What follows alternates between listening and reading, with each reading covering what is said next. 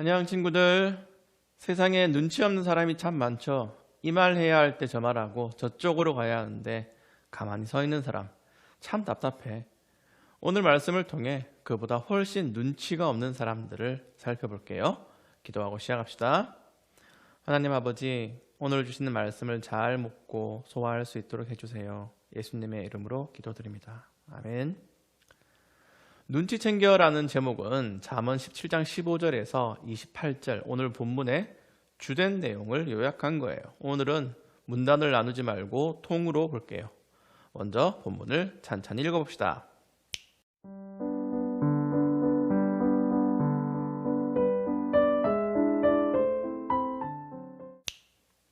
15절부터 고구마가 나오죠. 범죄자를 무죄 석방시키고 무고한 자를 죄인으로 만드는 일은 여호와께서 미워하신다.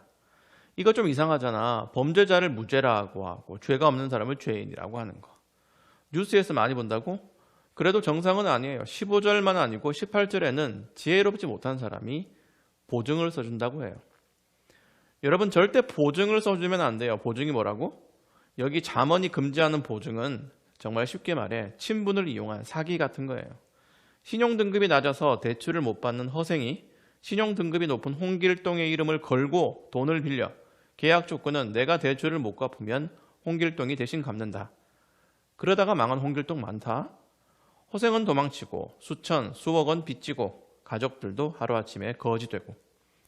잠언에 6번이나 보증 서지 말라는 경고가 나와요. 이런 보증은 너무나 악한 죄야. 그런데 요즘에도 보증 서주는 사람이 간간히 나와요. 왠 줄 아나? 친분 때문에, 정 때문에. 정말 좋은 말로 사랑이라는 미명하에. 26절도 깝깝해요. 죄가 없는 자를 처벌하는 것이나 존귀한 사람을 정직하다고 해서 때리는 것은 옳지 않다고 하죠. 옳지 않아. 그런데 15절처럼 무고한 자를 처벌하고 정직하다고 때리는 억울한 사건 사고가 지금도 판을 쳐요. 왜 그럴까? 왜 이런 일이 일어날까? 궁리해 봅시다.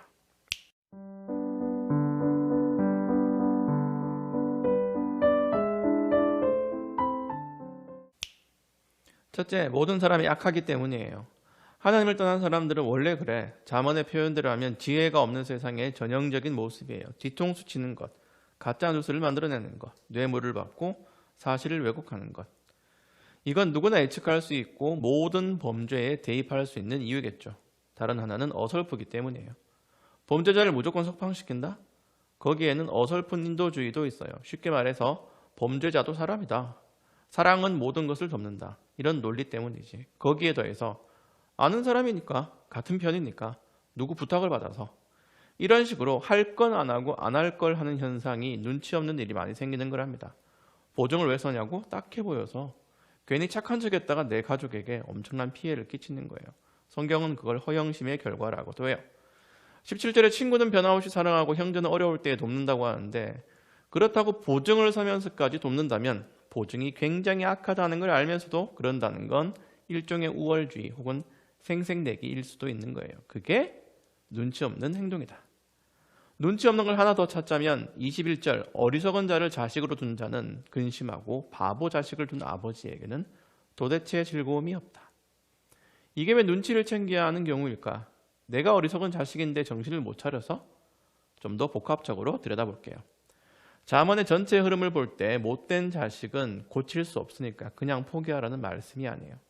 자식 때문에 근심하는 부모는 근심 이상의 기도를 해야 해요. 그걸 안 하면 영원히 즐거움이라는 게 없겠죠. 물론 부모 자식 관계는 누구도 예측하고 결론을 못 내릴 만큼 복잡해요. 하지만 우리에게는 지혜가 있어요. 잠언의 많은 부분은 그러니까 포기하라고 하잖아요. 어리석은 자녀는 수많은 문제거리 중 하나일 뿐. 그러니까 지혜를 찾아야 한다는 거죠. 여기까지 가지 못하고 눈치 없이 맨날 한숨만 쉬면 안 되는 거야. 지금까지 말한 두 가지 이유, 모든 사람이 악한 것과 어설프게 사랑하는 것이 모든 죄를 완벽하게 설명할 수는 없어요. 하지만 중요한 묵상거리는 던져줄 수 있어요. 우리는 이 말 해야 할 때 저 말하고 저쪽으로 가야 하는데 가만 서 있는 사람보다 훨씬 눈치가 없는 사람들이 되지 말아야 돼요. 어떻게 살아야 할까? 오늘 본문의 적용은 뭘까? 먼저 여러분이 생각해 보세요.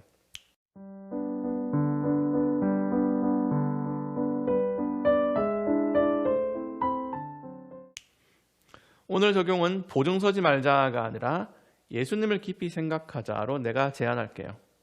오늘 본문을 더 넓게 묵상했을 때 나오는 내용이지만 깊이 간직할 내용이라서 평소 틀을 좀 깨봤어요. 잠언에는 보증이 매우 악한 죄로 묘사되지만 성경의 다른 구절에는 보증이 곧 은혜의 다른 표현이기도 해요. 그 중에 예수님은 우리를 위해 가장 값어치 있는 보증을 서주셨다고 히브리서 7장 22절에서는 이와 같이 예수는 더 좋은 언약의 보증이 되셨느니라고 해요. 우리가 대가를 치를 수 없는 죄값을 대신 치르시고 언약을 모두 이루셨지. 또 고린도후서 1장 22절에는 그가 또한 우리에게 인치시고 보증으로 우리 마음에 성령을 주셨느니라고 해요. 우리를 찜하시고 보증으로 성령을 선물로 주신 거예요. 지혜가 없는 자들은 죄가 없는 예수님을 처벌했지만 지혜이신 예수님은 우리의 구원이 되어 주셨어요.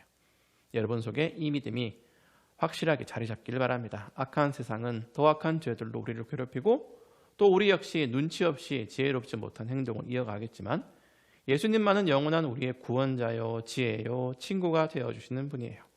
이 예수님을 더 깊이 묵상하고 감사할 줄 알기 바랍니다. 기도할게요. 하나님 아버지, 예수님을 보내주셔서 감사드립니다. 그 예수님을 믿는 저희들은 세상이 하자는 대로, 세상이 흘러가는 대로 어리석게 따라가지 않도록 해주세요. 예수님의 이름으로 기도드립니다. 아멘.